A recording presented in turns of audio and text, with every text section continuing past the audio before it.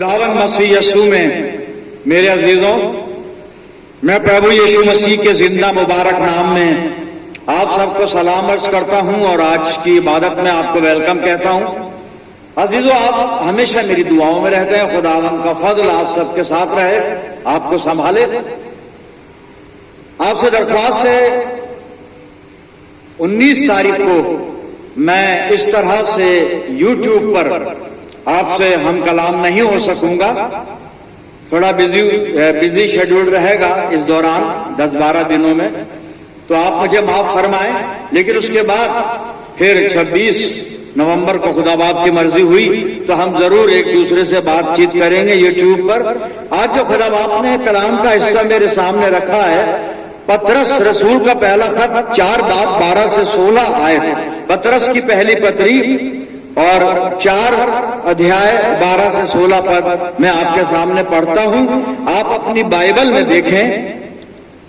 अये प्यारो, जो मुसीबत की आग तुम्हारी आजमाइश के लिए तुम में भड़की है, ये समझकर उससे ताजुब न करो कि ये एक अनोखी बात हम पर वाक़े हुई है, बल्कि मसीह के दुखों में जूजू शरीक हो खुशी करो, ताकि उसके जलाल के ज़हूर के वक्त भी निहायत खुश हो खुर्रम हो। अगर मसीह के नाम के सबब से तुम्हें मलामत की जाती है तो तुम मुबारक हो, क्योंकि जलाल का रूह यानी खुदा का रूह तुम पर साया करता है।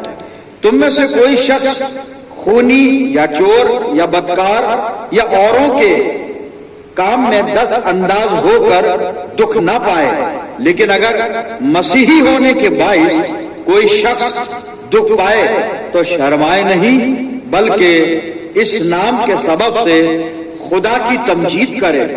खुदावन की बड़ी बरकत उसके पाक कलाम के पढ़े जाने पर और सुने जाने पर हो, आमीन। आइए दुआ करें। खुदावन मसीह यीशु में प्यारे आसमानी बाप, बड़े अदब के साथ हलीमी और फिरोतनी की रूह में होकर हम तेरे पाक कदमों पर सरनिगू हैं। प्यारे खुदावन, ये वक्त है तेरे जिंदा और मुबारक कलाम पर मेडिटेशन करने का। हम में से हर एक को पाक रूह का मसा अता फरमा कि हम पवित्र आत्मा की अगुवाई में होकर तेरे वचन को और इसके रहस्यों को समझ सकें। होने दे पिता परमेश्वर, ये वचन रूपी बीज हमारे दिल की जमीन पर गिरकर हमारी जिंदगियों में जड़ पकड़े और बेशुमार फल लाने वाला हो। प्यारे खुदा बाप, हमारे चारों तरफ अपने पाक फरिश्तों की सेना का बाड़ा बांधना कि शैतान कहीं से भी हमें दखल ना दे सके। और आया आसमानी बाप, जब हम तेरे पाक मजबे पर से उठकर रुखसत हो तो तुझसे बहुत सी रूहानी बरकत लेकर जाने वाले हों। सारी बातों में अपने आप को तेरी अधीनता में सौंपते हैं पिता, और ये प्रार्थना तेरे प्यारे पुत्र अपने उद्धार करता प्रभु यीशु मसीह के जिंदा और मुबारक नाम के वसीले से मांगते हैं। सुन और कबूल कर ले, आमीन। अजीजों, एक बार फिर परमेश्वर का धन्यवाद करते हैं आज की अच्छी संगति के लिए, इस मुबारक वक्त के लिए कि खुदावन के कलाम पर हम मनन करने को यहाँ पर तैयार हैं। और पतरस की पहली पत्री 4 अध्याय 12 से 16 आयत मैंने आपके सामने पढ़ी है। और यहाँ पर इन आयात का, इन पदों का जो थीम है, जो सारांश हम कह लें, निचोड़, वो है मसीह के दुखों में सहभागी होना। और पतरस विश्वासियों के झुंड को, एक कलीसिया को, जो ईमानदार लोग जगह ब जगह रहते हैं, और खुदावन मसीह यीशु का ये बदन है, चाहे वो झुंड अलग हो, किसी और शहर में हो। हमारी कलीसियाएं हर एक शहर में पाई जाती हैं, लेकिन बावजूद उन तमाम बातों के हम सब खुदावन मसीह यीशु का बदन है। खुदावन मसीह यीशु की एक रूहानी कलीसिया है, खुदावन मसीह यीशु की दुल्हन है।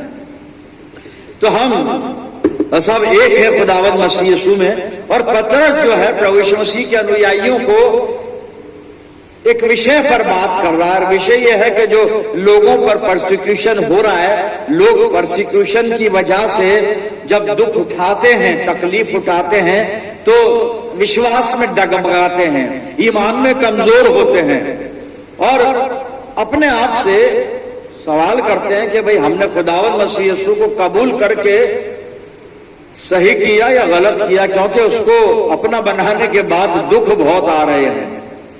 मेरे अजीजों, पौलुस अपने खत में लिखता है कि जितने खुदावंद मसीह यीशु के साथ भक्ति में जीवन बिताना चाहते हैं सब दुख उठाएंगे। यही सारी बातें, यही सारे तजुर्बे हमारे साथ भी होते हैं, हो रहे हैं। आज भी परसिक्यूशन है, खुदावंद मसीह यीशु के खादिमों को, सेवकों को सताया जा रहा है, उन पर नालिशें की जा रही हैं, कई बार उनको जेल में बंद किया जा रहा है, उनको मारा पीटा जा रहा है। ये सब आज भी मौजूद है। और ऐसे हालात में जब एक विश्वासी पर दुख आते हैं, तकलीफ, परेशानी आती है, तो वो इंसान होने के नाते एज अ ह्यूमन बीइंग वो डिस्करेज हो जाता है। कई बार हम भी हो जाते हैं। लेकिन मेरे जीवन जब खुदावंद मसीह यीशु की वजह से, प्रभु यीशु मसीह के कारण जब हम दुख उठाते हैं, तो हम ये समझ लें, हम जब प्रभु यीशु मसीह के अनुयायी हैं, लोग हैं, जो हम खुदावंद मसीह यीशु के विश्वासी या बिलीवर, हम कुछ भी कह रहे हैं, उसके हम उसे बिलोंग करते हैं, तो हम ये समझ लें कि ये हमारे लिए ये सब कुछ ना तो अनोखी बात है, ना ही गलत बात है, बल्कि सब कुछ मिलकर हमारे लिए ये आशीष का कारण है। और यहां पर जब शुरू कर रहा है ना पतरस, और लोगों से कहता है, प्यारो, हे प्रियो, जो मुसीबत की आग तुम्हारी आजमाइश के लिए, तुम्हें परखने के लिए भड़की है, तुम ये समझकर ताज्जुब मत करना, नहीं करना कि अनोखी बात है। यह अनोखी बात हम पर वाक़ई हुई है, क्योंकि ये शुरू से होता आ रहा है, होता है और होता रहेगा। शैतान अपना काम करेगा, हमें खुदावंद मसीह यीशु के खादिम होने के नाते अपना काम करना है। बस सिर्फ हमें कलाम ये कह रहा है आज, जो हमारे लिए मैसेज है, कि हम जब खुदावंद मसीह यीशु के लिए दुख उठाएं तो हम घबराएं नहीं, हम डिस्करेज ना हो, ईमान में कमजोर ना हो जाएं, बल्कि हम ध्यान रखें कि हमें खुदावंद मसीह यीशु के दुखों में सहभागी होने के बाद ही वो महिमा मिलेगी, वो अनंत जीवन मिलेगा, वो स्वर्ग के राज्य की विरासत हमें मिलेगी, जो प्रभु यीशु मसीह ने अपने चाहने वालों के लिए, अपने विश्वासियों के लिए, अपने लोगों के लिए तैयार की है। यहां पर पतरस जब खत लिख रहा, मैंने पढ़ा था पहला पतरस 4 और 13 पद में वो क्या कहता है, सुनिए, मैं पढ़ रहा हूं। पहला पतरस 4 और 13 में लिखा है, बल्कि मसीह के दुखों में जूझू शरीक हो, यानी जैसे जैसे तुम प्रभु यीशु मसीह के दुखों में सहभागी होते हो, खुशी करो, आनंद करो, ताकि उसके जलाल के ज़हूर के वक्त जब उसकी महिमा प्रकट हो, उस समय भी तुमको आनंद मिले, तुम्हें खुशी मिले, और तुम खूब आनंद मनाओ, खूब खुश हो। ये हमारे लिए एक प्रतिफल है मेरे अजीजों, हमारे लिए आशीष है कि जब प्रभु यीशु मसीह अपनी महिमा में प्रकट होगा तो हम उसके साथ आनंद करेंगे, हम उसके साथ खुशी मनाएंगे। और प्रभु यीशु मसीह दुख उठाने वालों को, ये दुख उठाने वाले कौन, जो यीशु मसीह के लिए दुख उठाते हैं, उनको क्या कहता है। मैं मत्ती 5 और 11 और 12 पद पढ़ रहा हूं, आप देख सकते हैं। यहां पे लिखा है, धन्य हो तुम जब मनुष्य मेरे कारण, किसके कारण, यीशु मसीह के कारण, धन्य हो तुम जब मनुष्य मेरे कारण तुम्हारी निंदा करे और सताएं और झूठ बोल कर तुम्हारे विरोध में सब प्रकार की बुरी बातें कहें। तुम धन्य हो गए। और करना क्या है, 12वें पद में लिखा है, तब आनंदित और मगन होना, क्योंकि तुम्हारे लिए स्वर्ग में बड़ा फल है, इसलिए कि उन्होंने उन भविष्य वक्ताओं को जो तुमसे पहले थे इसी रीति से सताया था। तो हमारे लिए स्वर्ग में एक बड़ा फल है, और वो फल क्या है, अनंत जीवन। स्वर्गीय स्थानों में हमारे लिए स्थान, जगह हमारे लिए ये एक बड़ा फल है मेरे अजीजों। इसलिए खुदावंद मसीह यीशु दुख उठाने वालों को मुबारक कहता है, धन्य कहता है। और एक चीज और ध्यान में रखें कि जो प्रभु यीशु मसीह की वजह से दुख आते हैं ना, ये दुख हमारी कैपेसिटी के अनुसार होते हैं। हमारी कैपेसिटी के अनुसार होते हैं। वो कैसे, मैं बाइबल में से पढ़ने जा रहा हूं, पहला कुरिन्थियों और उसका 10 अध्याय और 13 पद सुनिएगा। तुम किसी ऐसी परीक्षा में नहीं पड़े जो मनुष्य के सहने से बाहर है। परमेश्वर सच्चा है और वो तुम्हें सामर्थ्य से बाहर परीक्षा में ना पड़ने देगा, वरन परीक्षा के साथ निकास भी करेगा ताकि तुम सह सको। ये हमारे लिए बड़ी हमको एनकरेज करने वाली बात है, बहुत बड़ा मोटिवेशन है हमारे लिए कि हम उन दुखों से घबराएं नहीं, क्योंकि वो दुख सिर्फ इतने आएंगे कि जितना हम सह सकें। पहली बात, हमारे सहने की जो शक्ति है उससे अधिक दुख कभी नहीं आने देगा प्रभु हम पर, हमारा परमेश्वर हम पर। और खुदावंद मसीह यीशु अगर कोई दुख आता भी है तो हमें उससे बाहर निकाल लेगा, हमें उससे आजाद करा देगा। ये उसका वादा है मेरे जिंदगी। और हमारे आसमानी बाप का भी वादा है कि देखो मैं हमेशा तुम्हारे साथ हूं, ना तुम्हें छोड़ूंगा ना तुम्हें त्यागूंगा। मेरे अजीजों, जो दुख प्रभु यीशु मसीह के कारण हम पर पड़ रहे हैं, हम उनसे क्या एक्सपीरियंस ले रहे हैं, हमारा क्या तजुर्बा है। बाइबल हमें मोटिवेट कर रही है, एनकरेज कर रही है कि हम परमेश्वर का धन्यवाद करें कि प्रभु यीशु मसीह के कारण हम सताए जाते हैं, क्योंकि हमारे लिए स्वर्ग में बड़ा प्रतिफल है। प्रभु यीशु मसीह के दोबारा आने पर हम आनंदित होंगे, हम खुशी मनाएंगे। मेरे अजीजों, पौलुस तीमुथियुस को कुछ लिख रहा है और तीमुथियुस को सिखा रहा है कि वो दुखों से घबराए नहीं। और मैंने दूसरा तीमुथियुस निकाला है और इसका 2 अध्याय और 12 पद का सिर्फ पहला हिस्सा मैं पढ़ूंगा। सुनिए क्या लिखा है यहां पे। यदि हम धीरज से सहते रहेंगे, सहन करेंगे, यदि हम धीरज से सहते रहेंगे, यदि लगा हुआ है, यदि का मतलब कुछ बात है यहाँ पे, आगे चलकर कुछ हम कह लेंगे ये यदि जो है, यदि शर्त लगा रहा है, ये यदि एक शर्त है, एक कंडीशन है। यदि हम धीरज से सहते रहेंगे तो उसके साथ राज्य भी करेंगे। कहां पे? स्वर्गीय स्थानों में। ये बहुत बड़ी आशीष है मेरे अजीजों, जो पौलुस तीमुथियुस को बता रहा है। यदि हम धीरज से सहते रहेंगे तो उसके साथ राज्य भी करेंगे। मेरे अजीजों, मैं और आप कभी घबराए नहीं। हम प्रभु यीशु मसीह के लिए दुख उठाना सीख जाइए।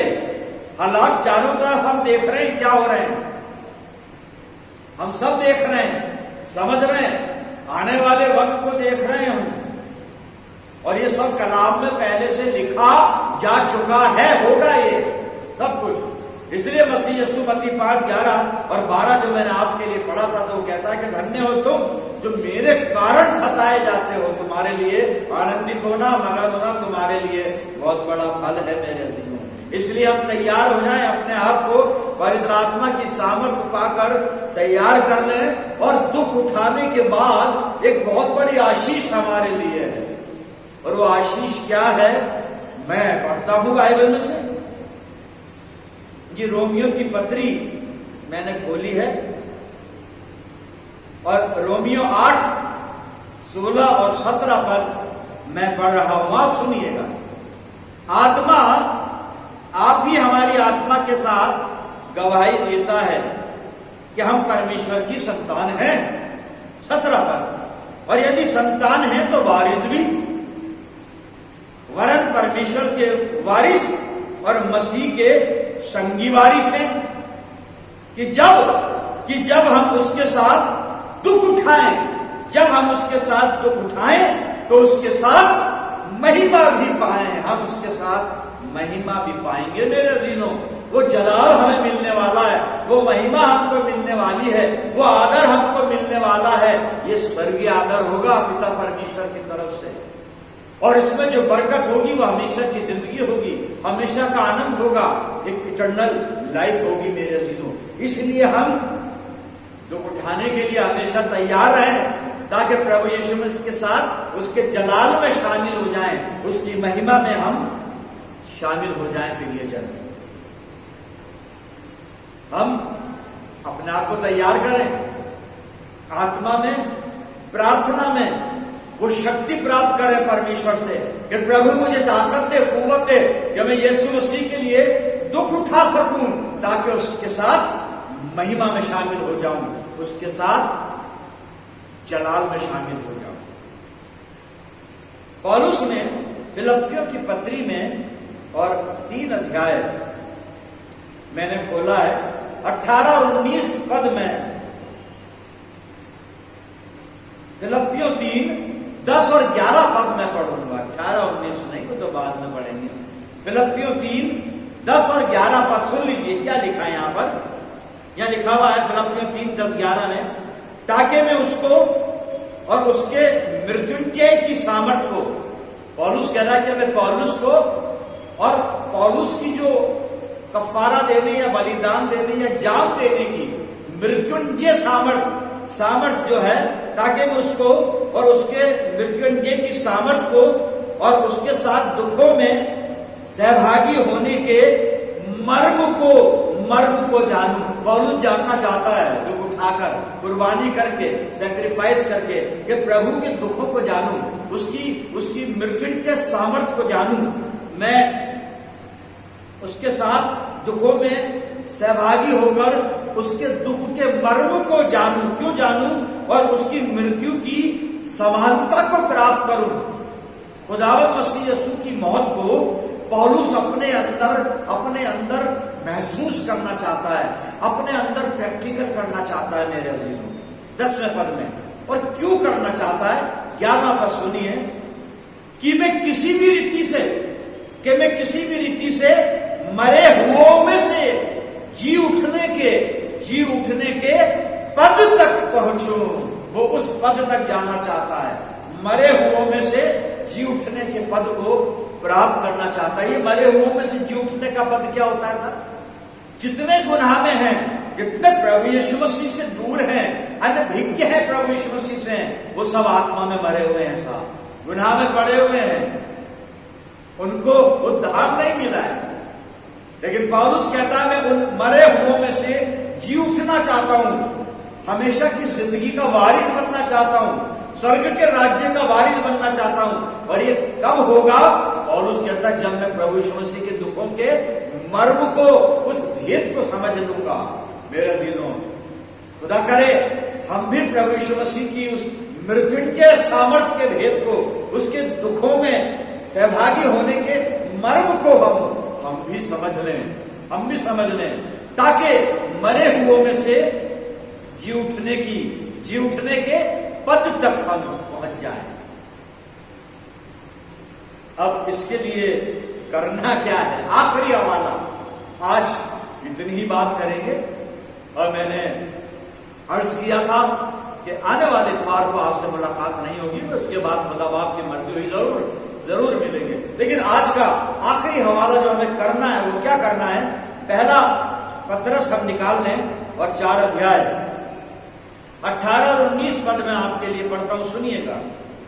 और यदि धर्मी व्यक्ति ही कठिनाई से उद्धार पाएगा, धर्मी व्यक्ति वही कठिनाई से उद्धार पाएगा, तो भक्तिहीन और पापी का क्या ठिकाना। हम सुन लें इस पद को और समझ भी लें। यदि धर्मी व्यक्ति ही कठिनाई से उद्धार पाएगा, तो भक्तिहीन और पापी का क्या ठिकाना। तो 19 पद में क्या कहता है? इसलिए जो परमेश्वर की इच्छा के अनुसार दुख उठाते हैं, वो भलाई करते हुए अपने अपने प्राण को विश्वास योग्य सृजनहार के हाथ में सौंप दें। अपने प्राण को उसके हाथ में सौंप दें। प्राण छोड़ने नहीं है, बल्कि अपने प्राण को, अपनी आत्मा को और अपने सर्वस्व को प्रभु के अधिकार में दे देना है, ताकि वो हमको अपनी सेवा के लिए इस्तेमाल करे, हमें सामर्थ्य दे, हमें पवित्र आत्मा की उस बल से, उसके बल से हमें परिपूर्ण कर दे। कि हम प्रभु यीशु मसीह के लिए हर एक दुख प्रसन्नता से सहते चले जाएं, ताकि प्रभु यीशु मसीह के आगमन पर महिमा भी पाएं। आइए प्रभु से ताकत हासिल करें और दुआ में चलें। खुदावंद मसीह यीशु में हमारे प्यारे आसमानी बाप, हम शुक्रगुजार हैं आज के कलाम के लिए, जिसने हमें साहस से भरा है, हमारे हौसले को 100 गुना बढ़ाया है और हमारी आत्मा को तैयार किया है कि हम प्रभु यीशु के साथ दुख उठाएं ताकि उसके साथ महिमा भी पाएं। परम पिता परमेश्वर अपनी जिंदगियों को तेरे अख्तियार में देते हैं। पवित्र आत्मा के द्वारा हर प्रकार से हमें अपने ईमान में आगे बढ़ाना। मैं दुआ करता हूं जितने लोग मेरे साथ इस दुआ में हैं, इन सब अजीजों पर तेरी शफकत, रहमत और बरकत का साया हमेशा बना रहे। प्यारे आसमानी बाप, हम सब मिलकर पूरे आलम के लिए दुआए खैर मांगते हैं। कुद्दूस आसमानी बाप, सारी बातों में अपने आप को तुझे सौंपते हुए हम ये दुआ तेरे प्यारे इकलौते बेटे और अपने उद्धार करता प्रभु यीशु मसीह के जिंदा और मुबारक नाम के वसीले से मांगते हैं। सुन और कबूल कर ले, आमीन। हम हमारे खुदावंद मसीह यीशु का फज़्ल, खुदा बाप की मोहब्बत, पाक रूह की रिफाकत और शराकत हम में से हर एक के साथ, तमाम ईमानदारों के साथ, हमारी सब मंडलियों के साथ अब से लेकर हमेशा तक होती रहे, आमीन।